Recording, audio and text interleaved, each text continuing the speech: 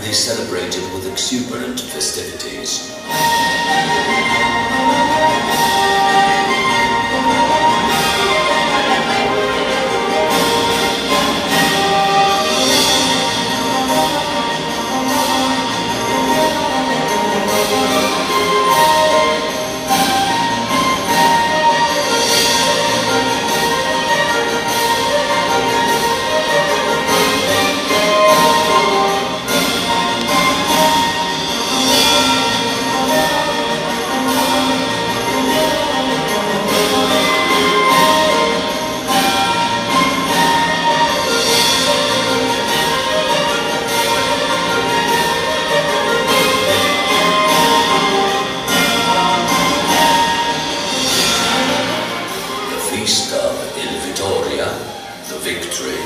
Is still celebrated today with boat races and joyous activities to remember this glorious occasion.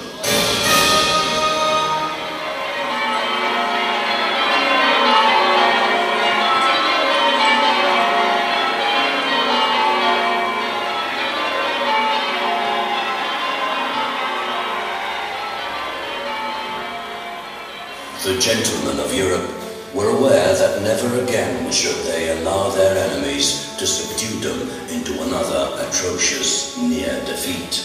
So they planned to build a new city on the mount that gave the Ottomans advantage. They built a city the like of which is undreamt of even today. Named after its originator, Valletta was a Baroque city possessing all that engineering allowed at the time.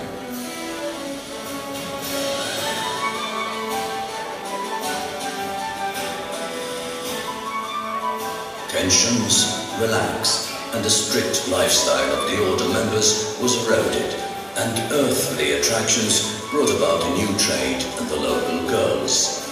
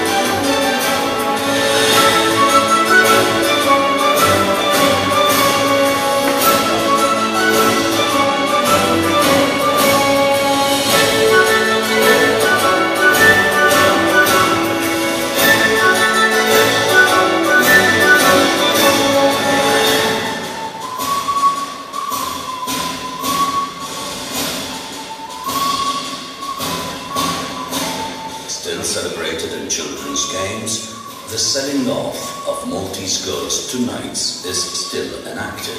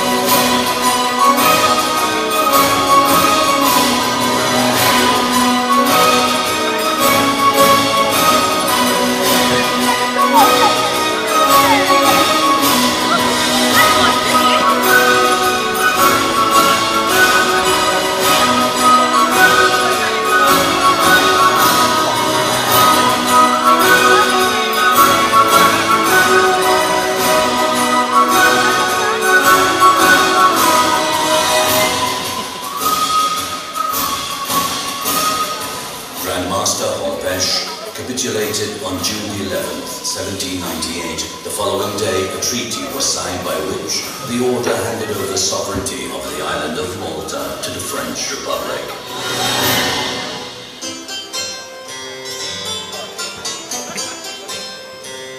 Okay, French.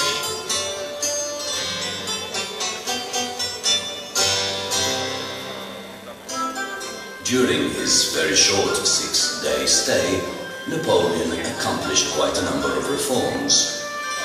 Notably, the abolition of all feudal rights and privileges, the abolition of slavery, and the granting of freedom to all 2,000 Turkish slaves.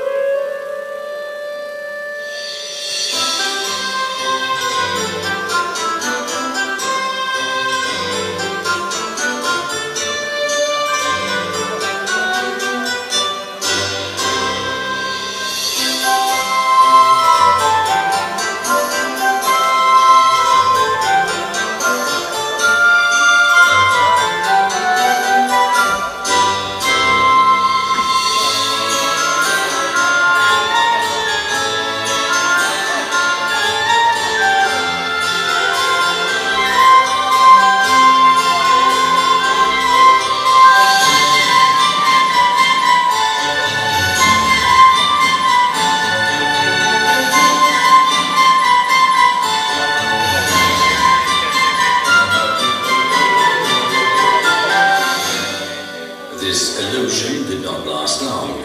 Within months, the French were closing convents and seizing church treasures.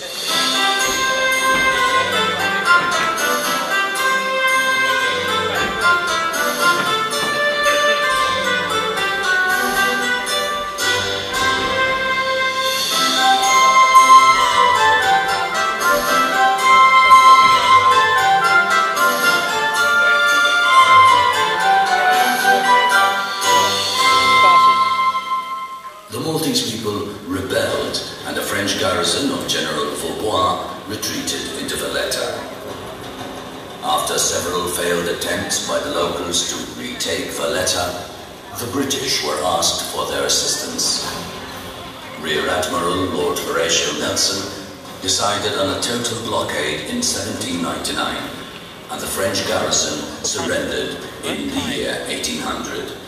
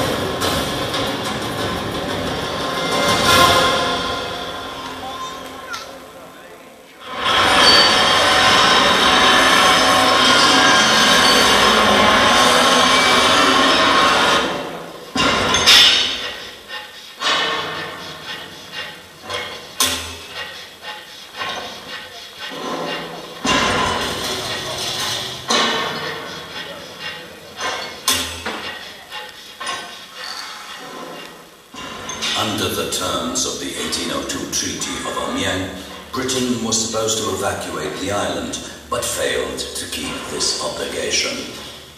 By time, Malta's excellent harbours became a prized asset for the British Navy. The island became a military and naval fortress, the headquarters of the British Mediterranean Fleet. The locals sometimes suffered considerable poverty due to the island being overpopulated and largely dependent on British military expenditure, which varied with the demands of war. Games with promises of constitutional rights were played, giving the Maltese hope and simultaneous solution to their future.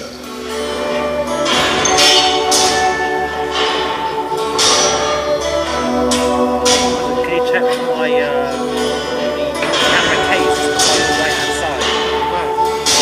Down below.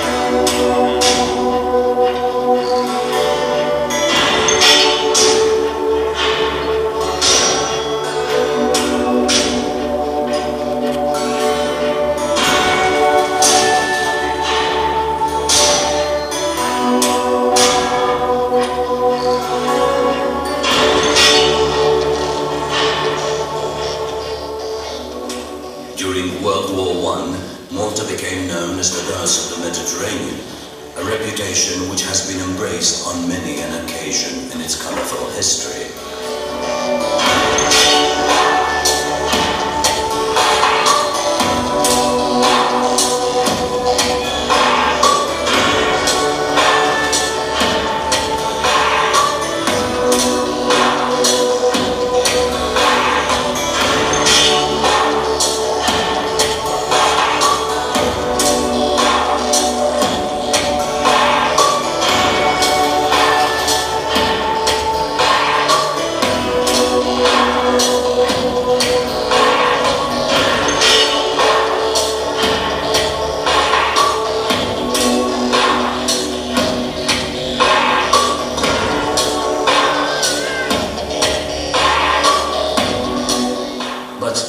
At the time, both gentry and foreign personnel had their minds set on more frivolous moments.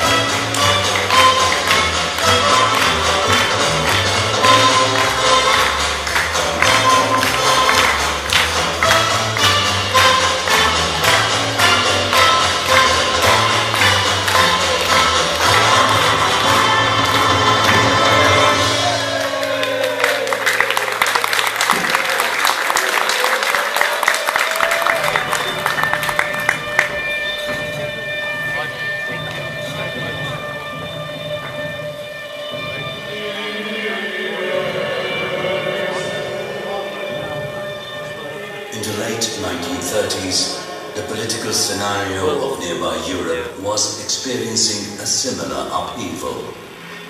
Extreme nationalism in Germany, Italy and Spain was exerting a strain on the continent's stability until Germany's sudden break of promise not to invade Poland fast fused into a world war that was to last for years of mass destruction and involving virtually all major countries in all parts of the world. Malta too suffered in no small way.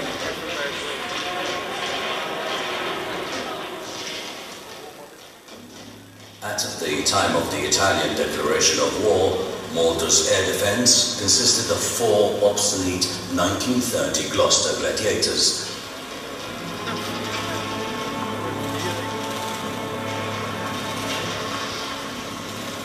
The first air raids against Malta occurred on the 11th of June at 6:25 a.m. 1940. Till the end of 1943, over 1,500 civilians were killed.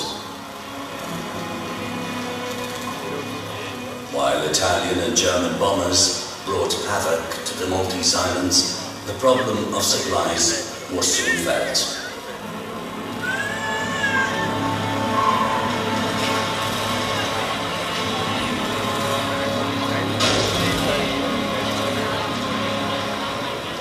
Military resources and food rations in Malta were practically finished.